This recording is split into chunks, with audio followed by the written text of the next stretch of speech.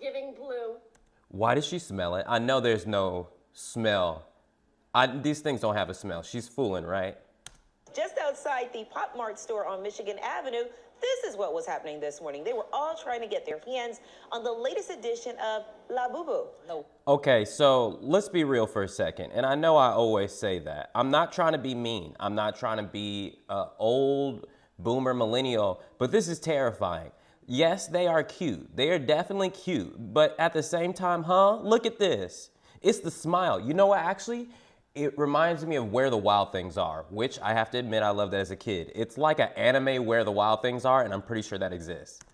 Let me start off by telling you which one I think are fugly. I want this green one so... Okay, she explained it perfectly. It's the fugliness. It's so beautiful in an ugly way. I'm judging you, especially if you got that many. Who are you virtue signaling to? Somebody put this man on a list. Fall out by the absolute chisel in stone physique of Moist Critical, but Tony Jeffries, a very calm individual walking in here. All right, welcome back to another episode of Truly Passionate. I'm your host, William Haynes. Please leave a like on me and subscribe to me. Okay, we need to talk about something that has completely taken over the streets, Instagram, TikTok, and group chats full of grown adults with disposable income and childhood trauma. The Labubu and Crybaby craze. If you don't know what these are, congrats, you still have a soul. But also, you're probably about 5 minutes away from spending $120 on a vinyl figure the size of a Pop-Tart. So let me explain. Labubu is this little mischievous gremlin creature created by Castling Lung, a Hong Kong-based artist who said, what if I made a character that looks like a demon, a squirrel, and a Tim Burton doodle had a baby? And made it adorable. And now people are fighting each other in line outside of designer toy shops to get limited edition glow-in-the-dark versions of it like it's a Supreme drop. Created by Kuro Bokon, Crybaby looks like if your inner child was turned into a collectible. And guess what? She comes in blind boxes, which means you're literally gambling with your money. You buy a box and pray you get the limited edition one holding a cupcake or wearing bunny ears, because apparently nothing hits harder than capitalist serotonin dressed in melancholy. But it's not just buying them. Oh no. It's the culture behind it. There are entire Reddit threads, Instagram fan pages, secret Discord groups, and unboxing videos where people whisper, please be the glitter edition, like they're opening Pokemon cards in a cathedral. It's influencers, hype beasts, and emotionally damaged creatives. I saw someone list a rare Labubu on eBay for $600. $600 for a toy that looks like it eats crayons and secrets? They're cute, don't get me wrong, but this ain't no Pikachu. Y'all, they weird. They speak to that part of you that just wants something small and weird to hold while the world burns. So yes, I see y'all buying one and then y'all buying two, and then I see the Facebook group bidding on a sad crybaby in a unicorn hoodie like it's an NFT. I see y'all outside toy shops with a folding chair and a cold brew at 6 a.m. So y'all go ahead and chase your joy in the form of limited edition vinyl sadness. I ain't gonna judge you. Let's see what it's about. All right, y'all, I'm so old. I don't know anything about the Labubus or Crybabies, and I'm not afraid to admit that. But it's at a point where it's not even cool when you don't know something. I feel like us in today's society, we think we're cool for not knowing something, but I wanna know. Listen, I'm just not gonna waste my money on stuff. That's the difference between me and other people. So everybody's saying that the Labubu craze is a recession indicator because apparently it's called a lipstick economy thing. Things that we buy to satiate ourselves so that we forget that everything is how it is. But so obviously I've heard about the Labubus, but let's actually look at them and see what I actually think about them. Just outside the Pop Mart store on Michigan Avenue, this is what was happening this morning. They were all trying to get their hands on the latest edition of Labubu. No. Okay, so let's be real for a second. And I know I always say that. I'm not trying to be mean. I'm not trying to be old boomer millennial, but this is terrifying. Yes, they are cute. They are definitely cute. But at the same time, look at this. It's the smile. You know what, actually? It reminds me of Where the Wild Things Are, which I have to admit I loved as a kid. It's like an anime Where the Wild Things Are, and I'm pretty sure that exists. Edition of Labubu. No, what? Yeah, you heard me. It is a collectible toy that has sparked buying frenzies all over the world. Look at that. 200. The crowd cheering like, oh, you got a cotton candy Labubu. Then went on on sale at 10 a.m. They were sold out in seconds. They cost $22. The toothy, fluffy fidget. Okay, so that's the first time I've actually got an actual price, an actual retail price on them. I just keep hearing everybody's like, oh, I resold it for $600. This person has it on eBay for $300. So they're actually $22. That makes sense. Screens are inspired by Nordic folklore. All right. Nordic folklore is what they're inspired by. Let's make a bet. We have to Google if, I'm doing it right now. Let's see. Where the Wild Things Are, Nordic. Where the Wild Things Are was not explicitly said in Nordic setting, but can be seen as a connection to Nordic themes through its exploration of the wild nature. Okay, yeah. At Google AI, you can't be believing it. Anyway. What the f is a Labubu? These mischievous looking little monsters have been this year's most hyped accessory, but to understand why it's okay, so the grown version of it, okay, the mascot version of the Labubu is terrifying. Are you kidding me? Imagine you wake up and this is in your room. Oh no. Like, I compared Labubu from what people are telling me, like, to Pikachu. I'm like, is it the new Pikachu? And people have told me yes. Like, I'm okay if Pikachu, I wake up and Pikachu's in my room. This is terrifying. Y'all didn't tell me they're 8 feet tall. I didn't know they were supposed to be 8 feet tall. Okay. so popular, we need to take a step back. Labubu was created by Hong Kong artist Casing Leung in 2015 as a illustrated book, The Monsters. Labubu has a whole universe surrounding it with different characters. There's even Is nobody comparing this to Where the Wild Things Are? Am I the first person to realize this? Momo, who is the leader of the Labubu tribe, who can be differentiated by its tail and its larger size. There's Mokoko, who is Labubu's pastel pink special friend. So there's a leader of the tribe. There's a hierarchical structure of the Labubus. Interesting. Over 30 series and 6 colors per series. Currently, there are over 300 Labubus that you can collect with various fur and eye colors. From there, the Labubu found its way on. Rihanna did it. So now it's all starting to make sense. Okay, it was Rihanna.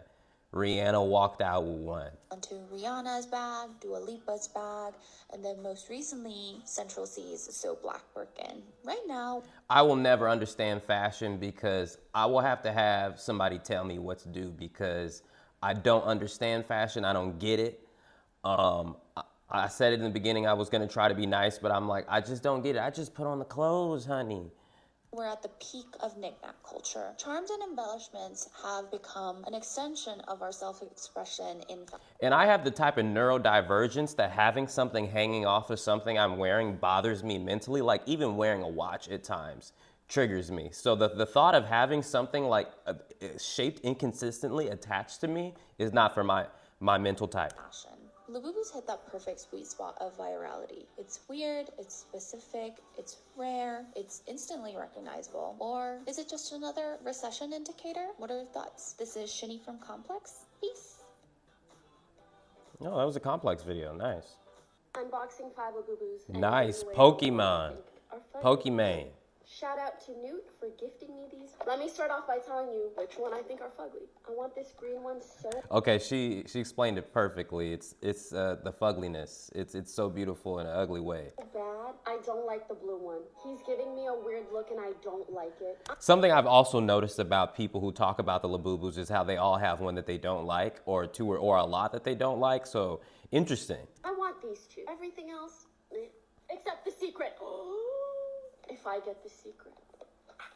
No one told me what the secret is. What is the secret? Is there one that no one has gotten yet? And are they saying like there's one that we haven't even showed an image of what it looks like and people are all looking for it? If so, that's brilliant marketing. It's giving blue. Why does she smell it? I know there's no smell. These things don't have a smell. She's fooling, right? Who wants her? Why is she looking like that? Next. Why is she smelling it? They don't have a smell thing. I'm pretty sure. Maybe they do. Green. If this is the green one, I will be so happy. Close enough. The one below. The one I wanted. Yeah. You know you're so cute. Did you guys know each tie-dye is different? If you get the same type of Labubu, the dye will be a little bit different. Interesting. Oh, you're cute. Your sister's looking a little... Okay, I have to Absolutely, her new one is better than that one. guess one of these, right? Smells blue. I'm so wrong. I keep being so wrong. Whoa, guys, I lied. This one The peach- colors here are The peach one is cuter of all the three. so off. They don't look anything like this in this series. Beautiful. Besties, besties. Ugh. Interesting. I wonder if she got those for free. If so, good on her. Grown man with Labubu. See, look. What is it? They're called Labubus? Aren't those for kids? No, they're for anybody, bro. Whoever wants to just buy them, you know? Why'd you buy them? I just like them, bro. Like collect them. I just like them, bro. I don't know. Something ain't right. In a minute, many different ways. I'm judging you, especially if you got that many. Who are you virtue signaling to? Somebody put this man on a list. I like your kids, too. Thank you. You ain't got no daughter. And he got Rolly Heelys on? Okay, this man is mentally 12. Okay. Whoa, this guy does not look like he would have on some Heelys. Okay, so now I know he's real deal. At first I was like, oh, it's a video, it's a bit. Now I see this man is walking around with some Heelys. Okay. With grays in his hair and a full sleeve. Hilarious. Okay, whoa. When the stranger in the airport gives you his real Labubu, he's like, hey, I'm 29 and I turn 30 next month, so here you go, 7-year-old. There we go. I think he needs a tiara, so we're gonna do this small Justin Crew bracelet. And then here he is. Probably should not take this in public, but... Absolutely not. Everybody can't do everything. I'll be the judgment. I'll be the person that's For all you judgment. Labubu fans out there, learn from your aunties, okay? In the 90s, I was a Beanie Baby millionaire, okay? Okay, that's so true. Beanie Babies. And that's what I keep forgetting. Like, we definitely had Beanie Babies, but the thing is, Beanie Babies were all objectively cute. I don't think there were any fugly Beanie Babies. Like, they were all cute in a very obvious and non-negotiable way. These Labubus is scary. I had Pinterest the Lobster. Also, so that's why millennials can't even complain. Oh, it's expensive. The Beanie Babies, everybody who had Beanie Babies was telling you that Beanie Baby is $1,200. So, Okay. Maybe you don't know what that means, but some of us do. And in 1999, my mother begged me to sell my collection. Would have easily paid for college. And I said no. yep, I loved them too much. yep. They had stories. They had lives, you know, they had personalities. She should have sold her Beanie Babies in 1999, absolutely. 1 year later, it was all worth nothing. The Beanie Baby crash of 2000. Right, so don't get too attached. Sell your Labubus at the top of the market. Don't even try to time the market. Just get rid of them. Yeah, okay, so millennials, we really cannot say anything about the Labubu people because we did the Beanie Baby thing. So in conclusion, if you want to like little toys on you, if you want to like overpaying for pieces of plastic or fabric, I think that's on you. It's part of the beauty of the capitalistic society we live on. Money is only worth what you make it worth. Objects are only worth what we say them to be.